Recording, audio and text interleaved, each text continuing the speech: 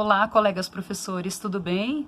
Eu estou aqui mais uma vez no meu estúdio para a gente conversar um pouquinho hoje sobre um tema que muitas vezes ele é abordado na escola como uma obrigatoriedade: o hino nacional brasileiro. Cantar o hino é uma tradição mundial, principalmente em Copa do Mundo, não é mesmo? E se ele nunca foi abordado numa sala de aula, ele sempre será visto apenas como uma obrigatoriedade na escola, sem entendimento algum, né? Mas o que é um hino? O que significa um hino? Veja, hino é uma música marcada por sentimentalismo. Ela retrata geralmente o seu povo, a sua história, né? Marcada por simplicidade nas estrofes. É uma música feita para ser cantada coletivamente, então ela é também considerada música de canto coletivo, né? Ou seja, para ser executada por todos, pelo povo, né? Isso a torna, então, torna o hino um gênero muito popular dentro da nossa música ocidental. Inclusive muitos grupos, comunidades, eles adotam, né, o hino como uma forma de expressar a sua admiração, o seu respeito a alguém ou algum ideal ou alguma crença também, né? Bom, mas e como que nós podemos trabalhar o hino na escola? Uma das possibilidades é como um projeto. Por exemplo, com professores, né, de forma interdisciplinar, abordando o hino nacional por diversas questões. Na área de sociologia, nós podemos trazer discussões acerca da concepção de uma nação, por exemplo, né? Da construção desse grupo, desses povos.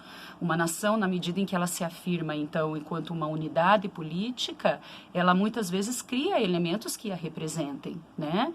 Por exemplo, escudos, selos, armas, hinos, bandeira, né? Na língua portuguesa. A língua portuguesa, nós podemos abordar também com os estudantes, por exemplo, a compreensão da letra do hino, que não é tão simples assim. Foi feita num momento em que se utilizavam palavras muito distantes do que nós temos hoje no nosso vocabulário, não é mesmo? Além da questão das rimas, da poesia, né? As palavras contidas na música do hino, elas são consideradas de difícil entendimento para nós, justamente por terem sido criadas num outro momento histórico, ok? Nas aulas de história, nós também poderíamos estar abordando o período histórico, né, marcado por tantas mudanças na letra do hino, por exemplo. Houveram inúmeras letras até se chegar à letra oficial que temos, né? Ao longo dos tempos, a letra do hino foi sofrendo alterações. Nós tivemos, por exemplo, uma letra antes da República, uma outra após a proclamação da República. Depois nós tivemos um concurso até se chegar à letra oficial que conhecemos hoje como a nossa letra do hino nacional. E nas aulas de arte? E a música, né? O que nós poderíamos então trazer para a compreensão dos estudantes nas aulas de música, nas aulas de arte, sobre o hino nacional? Essa música, ela foi composta em 1822 por Francisco Manuel da Silva. Só que ela foi composta para ser tocada como uma banda marcial, uma banda instrumental, né? Mas e a letra? A letra dela, que se tem como oficial hoje, né, foi composta por Joaquim Osório Duque Estrada. Eu digo a letra oficial porque ao longo dos anos houveram várias trocas da letra, até a oficial passar a ser a que conhecemos hoje. Bom, uma das curiosidades do hino nacional é que a melodia que antecede o hino, ou seja, a introdução do hino nacional, né, ela também teve uma letra. Vocês sabiam disso? E essa letra foi feita muito antes, muito tempo antes, da gente ter a nossa letra oficial do hino nacional que conhecemos hoje. Essa introdução, que era com letra, ela se chamava protofonia. O que é protofonia? Proto é a abertura, a introdução primeiro, né? E fonia, que está relacionada ao timbre, ao som da voz.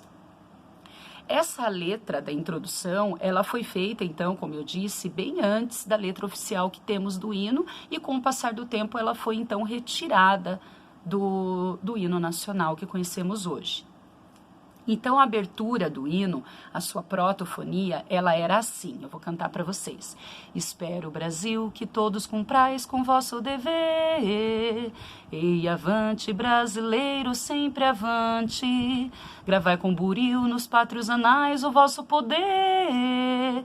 Ei, avante, brasileiro, sempre avante. Serviu o Brasil sem esmorecer, com ânimo audaz, cumpriu o dever na guerra e na paz, à sombra da lei, a brisa gentil, olá, barueguei do belo Brasil, ei, Jesus, ossos. Ok? Então, essa introdução do hino, ela era considerada a sua protofonia. Um outro aspecto interessante do hino é que ele tem o que nós chamamos de forma estrófica. O que é a forma da música, né? É a sua estrutura, a sua arquitetura, é como todas as partes dialogam, conversam na música, criando então a sua forma. Então, a forma estrófica do hino, ela é composta como? É um verso que acompanha a melodia, né, a cada estrofe, e ela se repete quando se renova a cada estrofe. Por exemplo, assim, o poema é apresentado na primeira estrofe, e quando chega a próxima estrofe, ele é reapresentado a melodia novamente. Como que ficaria isso?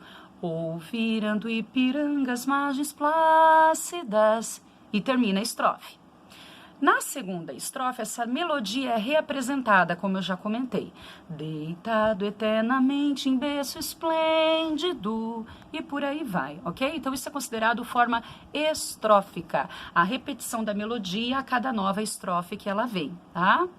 Um outro aspecto que nós temos deste hino é que ele é composto pelo compasso quaternário, ou seja, 4 tempos, né? O tempo forte do compasso, o primeiro tempo do compasso dos 4 tempos, acontece sempre no primeiro tempo do compasso o acento da primeira palavra. Qual é a primeira palavra do hino? Ouviram. Qual é o acento dessa palavra? Vi. Então, como que vai ficar? Ouvi. Vi é o primeiro tempo forte do compasso de 4 tempos. Ouviram do Ipiranga as margens plácidas, e por aí vai, né? Só que o que acontece então? Como eu tenho o acento da palavra como o primeiro tempo forte deste compasso, o que significa o que ficou antes? E o ou? O ou do ouviram, né? O ou do ouviram, a gente destaca em música como sendo o anacruze. O que é o anacruze? O anacruze nada mais é do que uma nota ou algumas notas, né, que antecedem o primeiro tempo forte da música. Tá? O primeiro tempo forte do compasso da música. Então, o ou do ouvira, o dei do deitado, deitado eternamente, é o acento da palavra que é o primeiro tempo forte dela. Então, o que fica para trás a gente chama de anacruz, o que antecede o primeiro tempo forte do primeiro compasso da música, ok? Então, entendidos os conteúdos, nós vamos aos descritores da prova Paraná. Veja, eu escolhi descritores de hoje o D2, o D17 e o D10, ok?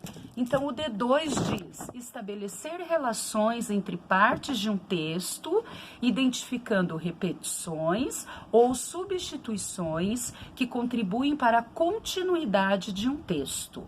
Então, aqui a gente pode abordar claramente a questão da forma, da estrutura, o que se repete, quando se retoma esta melodia, não é mesmo? Essa melodia que sempre se repete, que gera todas as estrofes, a métrica da música, né? Todas as partes dela, ok? Então, a gente poderia estar abordando o descritor 2, que é estabelecer justamente a relação entre as partes, identificando os momentos em que elas se repetem. O D17, reconhecer o efeito de sentido decorrente do uso de pontuação e de outras notações. Veja, há pouco tempo nós comentamos agora sobre a importância da pontuação na música do hino, né? Aonde o acento da palavra a pontuação dela, ou a acentuação dela, ela identifica o primeiro tempo do compasso desse compasso quaternário. E o que fica antes a gente chamaria de anacruz. Então, a importância da identificação de toda a pontuação. Aqui, no caso, o ouvi do ouviram, o tá do deitado e assim por diante, né? Que seriam as pontuações que gerariam, então, a métrica desta canção. O D10, o descritor 10, identificar os elementos que constroem a narrativa. Esse descritor, ele pode nos permitir trabalhar, por exemplo, o compasso quaternário. O compasso quaternário, ele é um dos principais elementos desta música, né? Identificando ele abarca diversos outros elementos, como o próprio anacruz, que a gente já comentou aqui hoje com vocês. Além, é claro, da gente estar abordando informações básicas de reconhecimento de timbre, coisas que eu já tinha comentado no vídeo anterior, como os instrumentos de orquestra e de uma banda que executam o hino nacional, como a lei, é claro, da família dos instrumentos a qual eles pertencem e tantos outros elementos que podem construir, ajudar, contribuir para a construção dessa narrativa, ok? Então é isso, pessoal. Eu espero que tenham gostado de mais esse vídeo, de mais essa contribuição sobre essa música que é muito cantada nas escolas brasileiras, né? Mas muitas vezes apenas como uma obrigatoriedade, né? Então tá bom, um beijo grande e até a próxima. Espero que tenham gostado.